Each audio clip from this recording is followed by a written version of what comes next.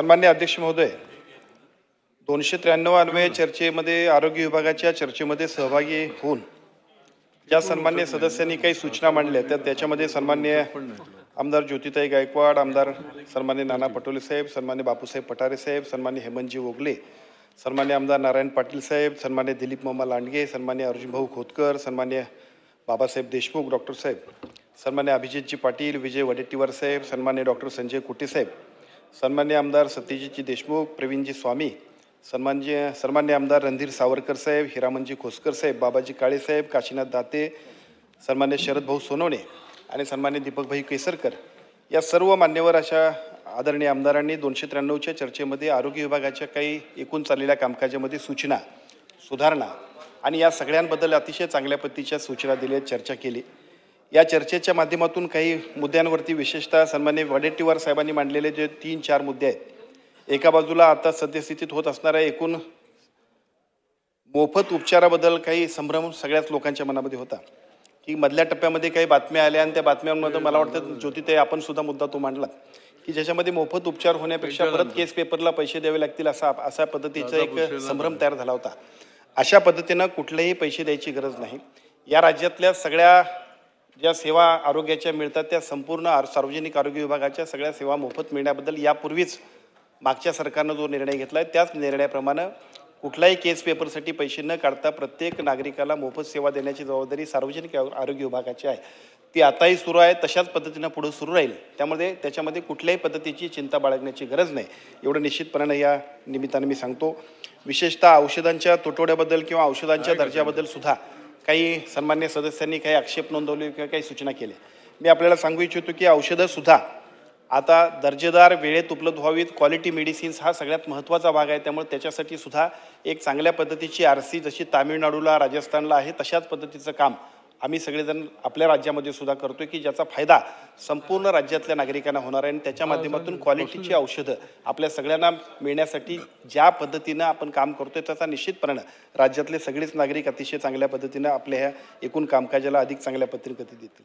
विशेषतः 1400 डॉक्टरची जी काही भरती झाली त्या भरतीबद्दल सुद्धा बरीचशी पदं रिक्त आहेत आणि ती रिक्त पदं जर अशीच राहिली तर आपल्या सगळ्यांना सुद्धा एकूणच सगळ्या सेवा व्यवस्थित देता येणार नाहीत. याच्याबद्दल सुद्धा बऱ्याचशा सदस्यांनी या सगळ्या मुद्दे उपस्थित केले होते. मी आपल्याला सांगतो की एका बाजूला 1400 डॉक्टर्स आपण इथं जाहिरात दिलेली आहे. या 1400 डॉक्टरांच्या बरोबर CHOचे 5 ते 6 हजार पदांबद्दलची जाहिरात सुद्धा आपण दिलेली आहे. या राज्यातल्या जिल्हा रुग्णालय, उपजिल्हा रुग्णालय, सुपर स्पेशालिटी हॉस्पिटल किंवा एखादं उपकेंद्रामध्ये सुद्धा CHO मस्ट बी असला पाहिजे. यासाठीचा जो काय टार्गेटेड प्लॅन आम्ही केलेला आहे त्याच्यामध्ये या सगळ्या जागा भरण्यासाठी जाहिराती दिल्यात. आपण या सगळ्याला कालबद्ध प्रोग्राममध्ये निश्चितपणानं आपण या सगळ्याची पूर्तता करतोय की ज्याच्यामुळं आपल्या सगळ्या डॉक्टरच्या बद्दलचे जे काही सूचना आहेत त्या सगळ्या सूचनांना सुद्धा आम्ही चांगल्या पद्धतीनं पूर्तता करतोय. विशेषतः या सगळ्यांबरोबरच सन्मान्य वडेट्टीवार साहेबांनी काही नाशिकला तिथल्या सिव्हिल सर्जनवरती आक्षेप होते, तिथल्या प्रक्रियेबद्दल आक्षेप होता. नाशिक बरोबर त्यांनी पुण्याच्या संदर्भात सुद्धा उल्लेख केला. आणखीन 1-2-3 ठिकाणचा उल्लेख केला. मी आपल्याला सांगतो की अशा पद्धतीची कुठली अनियमितता करणारे आमचे कर्मचारी असतील, अधिकारी असतील तर त्यांना सुद्धा त्या पद्धतीनं त्यांच्यावरती नियमाप्रमाणे कारवाई आम्ही करतोय. मला वाटतं नाशिकमधल्या ऑलरेडी कारवाई झालेल्या आहेत, काही लोक सस्पेंड झाले आहेत, काही लोकांचे DE सुरू झाले आहेत आणि जे लोक अशा पद्धतीने काम करतील अशा सगळ्या लोकांना सुद्धा चुकीचं काम करणाऱ्याची आरोग्य विभागामध्ये अजिबात गाई केली जाणार नाही अशा पद्धतीचा संदेश आपलं सरकार आल्यापासून गेलेला आहे. त्यामुळे निश्चित याच्यात सुधारणा प्रचंड वेगानं होत आहेत आणि अशा कुठेही तक्रारी असतील तर कृपया आपण सगळ्यांनी सुद्धा आमच्या निदर्शनास आणून द्याव्यात अशा पद्धतीची विनंती करतो. 108च्या कामाबद्दल सुद्धा अजून गती वाढली पाहिजे. 102चं सुद्धा काम जे आहे ते अधिक गतिमान चाललं पाहिजे. या पद्धतीच्या सूचना सुद्धा बऱ्याचशा सन्मान्य सदस्य महोदयांनी केल्या. त्या सगळ्या सूचनांना 108चं काम त्याच्यासाठी सातत्यानं आम्ही मॉनिटरिंग करतोय. बऱ्याचशा काही चुका आणि उणिवा सुद्धा निश्चितपणे नाहीत त्या सगळ्या दुरुस्त करून जिथं आवश्यकता असेल तिथं आम्ही त्या सगळ्यांच्यावरती कारवाई सुद्धा करतोय आणि त्याच्या माध्यमातून एक चांगल्या पद्धतीचं आरोग्य विभागाच्या सेवा देण्याचा प्रयत्न आमचा चालला आहे. विशेषतः नानाभाऊ पटोले साहेबांनी 2 मुद्द्यांमध्ये त्यांनी जे काय लक्ष वेधलं, आपल्याकडे असणारे कंत्राटी कर्मचारी आणि त्या कंत्राटी कर्मचाऱ्यांना मिळत नसणारा पगार किंवा कमी पगार दिला जातोय अशा पद्धतीचे सुद्धा आक्षेप होते. मी आपल्याला सांगतो की शासनाच्या स्पष्ट जे काही GR आहेत त्या GR प्रमाणे 1ही रुपये कमी दिला तर त्या यंत्रणेवरती कारवाई झाली पाहिजे. ESIC असेल, PF असेल त्यांनी ते भरला पाहिजे आणि तो जर भरल्यानंतरच त्यांची देयकं आम्ही अदा केली पाहिजेत. अशा पद्धतीची चूक होत असेल तर त्या सगळ्या यंत्रणांच्यावरती ब्लॅकलिस्टेड करण्याबद्दलची कारवाई आम्ही सुरू केली. त्यातला पहिला पार्ट झालेला आहे. दुसऱ्या पार्टमध्ये अजूनही पुढच्या टप्प्यातले अनेक काही चुकीच्या एजन्सी असतील तर त्यांच्यावरती कारवाई होईल. पण केवळ एजन्सींवर कारवाई आम्ही करणार नाही. आमच्या यंत्रणेतले जे लोक असतील की जे अशा पद्धतीच्या गोष्टींना जर काही कृत्यावरती पांघरून घालत असतील तर त्याच्याहीपेक्षा एजन्सीपेक्षा आमच्या अधिकाऱ्यांची जबाबदारी अधिक असल्यामुळं त्यांच्यावरती सुद्धा ज्या काही कारवाई करायला पाहिजे त्याबद्दल शासन निर्णय घेतंय. त्याचा निश्चितपणे फायदा होईल आणि या सगळ्या यंत्रणा अधिक गतिमान पद्धतीने काम करेल. विशेषतः आमचे मित्र सन्माननीय डॉक्टर संजय कुटे साहेबांनी कॅन्सरच्या एकूण सगळ्या आजारामध्ये अजूनही गतिमान पद्धतीने काम व्हायला पाहिजे आणि त्याच्याबद्दल सरकार काय करते अशा पद्धतीची विचारणा केली. मी आपल्याला सांगतो की या कॅन्सरबद्दल सरकार अतिशय काळजीपूर्वक आणि नियोजनबद्ध पद्धतीने काम करते. मागच्या 9 फेब्रुवारीला आपण सुरुवात केलेल्या जे काय आरोग्याचं एकूण अभियान होतं त्याच्यामध्ये कॅन्सरच्या तपासणीमध्ये साधारणतः 2.5 ते 3.25 कोटी या 2,91,00,000 महिलांच्या आरोग्याची आपण तपासणी केली आणि त्याच्यामध्ये ज्यांचा डायग्नोज झाला अशा सगळ्या लोकांना पेशंटला आपल्या सेवामध्ये इतरही सगळ्या प्रायव्हेटमध्ये सगळ्या सेवांमध्ये सुद्धा रेफर केले. या सगळ्यांबरोबर भविष्य काळात हे स्क्रीनिंग वाढलं पाहिजे आणि त्या स्क्रीनिंग वाढवण्यासाठी आरोग्य विभागाची संपूर्ण टीम NCDचा आमची संपूर्ण विंग संपूर्ण उपकेंद्रापर्यंत एक प्लॅन करून काम करते की ज्याचा फायदा संपूर्ण आपल्या आरोग्य विभागाच्या माध्यमातून सर्व नागरिकांना होणार आहे. केवळ एवढ्यावरतीच आपण थांबणार नाही तर उद्या EDBचा एक प्रोजेक्ट आपण मंजूर करतोय की ज्या प्रोजेक्टच्या माध्यमातून 4,500 कोटीचं EDBचं कर्ज आपण घेतोय. पण त्यातला काही पोर्शन हा 30 वर्ष वयोगटातल्या पेक्षा जास्त असणाऱ्या सगळ्या महाराष्ट्रातल्या नागरिकांना कंपल्सरी त्यांचं स्क्रीनिंग आपण करतोय की स्क्रीनिंगच्या माध्यमातून पहिल्या टप्प्यामध्येच या आजारावरती मात करण्यासाठी आपण लोकांना योग्य ते मार्गदर्शन त्यांचं स्क्रीनिंग करतोय की ज्यामुळे भविष्य काळामध्ये या आजारावरती अतिशय चांगल्या पद्धतीने आपण नियंत्रण मिळू शकतोय. केवळ एवढ्यावरतीच आपण थांबणार नाही तर आता आपल्याकडे असणाऱ्या महात्मा फुले आरोग्यदायी योजना आणि आयुष्यमान भारत योजनेमध्ये सुद्धा ही जी काही कॅन्सरची पॅकेजेस आहेत याच्यामध्ये काही त्रुटी होत्या, काही विशेषतः आणखीन काही त्याच्यामध्ये जे काय फॉलोअपचे उपचार होते त्याला सुद्धा आपल्याला पैसे खर्च करावे लागतात अशा पद्धतीच्या तक्रारी होत्या. परवा दिवशी 27 तारखेला सन्माननीय कमिशनर MJPGY यांच्याकडे त्याच्याबद्दलची एक बैठक ठेवली. सगळ्या कॅन्सर असेल, न्यूरो असेल आणि आर्थो असेल या तिन्ही विभागाच्या सगळ्या प्रायव्हेटमधल्या आणि गव्हर्नमेंटमधल्या सगळ्या डॉक्टरांच्या बरोबर एक चांगल्या पद्धतीचं डिस्कशन होईल आणि त्याच्यामध्ये या पॅकेजेसमध्ये सुधारणा की ज्याच्यामुळं एकाही नागरिकाला या सगळ्या हॉस्पिटलच्या सेवा मिळत असताना मग ती कॅन्सरची असेल, न्यूरोची असेल किंवा आर्थोची असेल तर अधिक पैसे द्यावे लागणार नाहीत. यासाठी MJPGYच्या माध्यमातून आम्ही जे काम करतोय त्याचा फायदा आपल्या सगळ्यांना होणार आहे.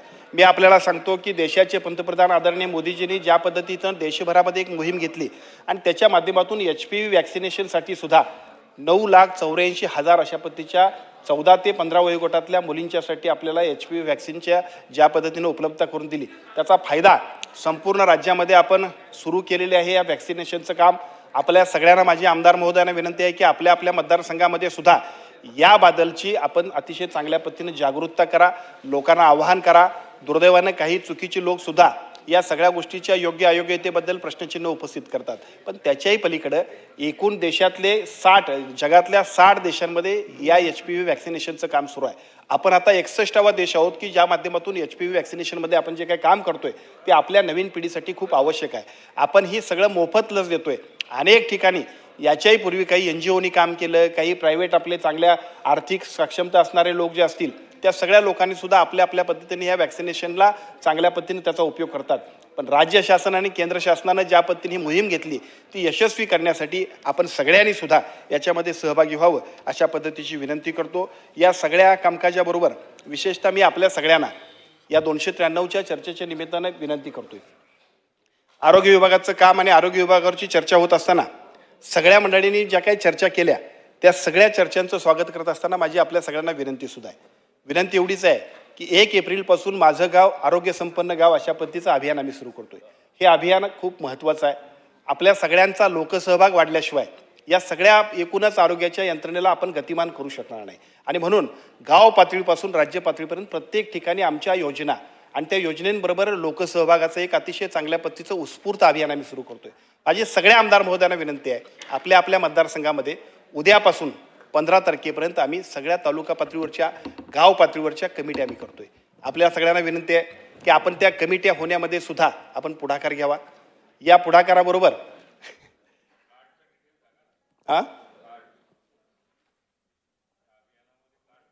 अच्छा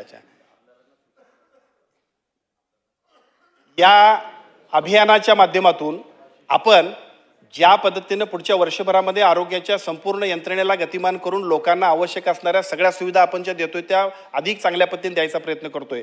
पहिल्या टप्प्यामध्ये जिल्हा रुग्णालय, उपजिल्हा रुग्णालय, ग्रामीण रुग्णालय, PSC, उपकेंद्र आणि त्याचबरोबर गाव पातळीवरची विलेज लेवलची जी कमिटी आहे त्या सगळ्या कमिटीमध्ये जी काही सगळ्या कमिटीच्या निवडी करायच्या त्या आपण निवडी करतोय. माझी सगळ्या आमदार महोदयांना विनंती आहे की त्या कमिट्यांच्या निवडीमध्ये सुद्धा आमचे अधिकारी आपल्याकडे येतील. आपण त्यांच्याबरोबर समन्वय ठेवून या सगळ्या कमिट्यांना प्रत्यक्षामध्ये कार्यान्वित करण्यासाठी आपण सगळ्यांनी सुद्धा सहभाग द्यावा, पुढाकार घ्यावा. हे झाल्यानंतर पुढच्या 15 ते 30 तारखेपर्यंत आम्ही या सगळ्या कमिट्यांची सुद्धा ट्रेनिंग देणार आहोत. आमच्या योजना अनेक ठिकाणी सरकारचं काम असं आहे 95% योजना आहेत की ज्या लोकांना माहितीच नाहीत आणि मग माहिती नसणाऱ्या योजनांमुळे सुद्धा आपण सगळेजण प्रायव्हेटमध्ये जातोय, आणखीन कुठं जातोय, या सगळ्याची माहिती सगळ्या या कमिटीच्या मेंबर्सना व्हावी अशा पद्धतीचा आमचा प्रयत्न आहे. माझी विनंती आहे की या सगळ्यांमध्ये सुद्धा आपण सगळ्यांनी उत्स्फूर्तपणाने सहभागी होऊन आरोग्य विभागाचं काम अधिक गतिमान करणं, मोफत आणि अतिशय दर्जेदार अशा पद्धतीच्या आरोग्याच्या सुविधा आपल्या हॉस्पिटल्समध्ये मिळणं अशा पद्धतीचा प्रयत्न जो ज्या पद्धतीनं सरकारचा आहे तो संपूर्ण आपण सगळ्यांनी मिळून यशस्वी करूया अशा पद्धतीची विनंती करतो. धन्यवाद.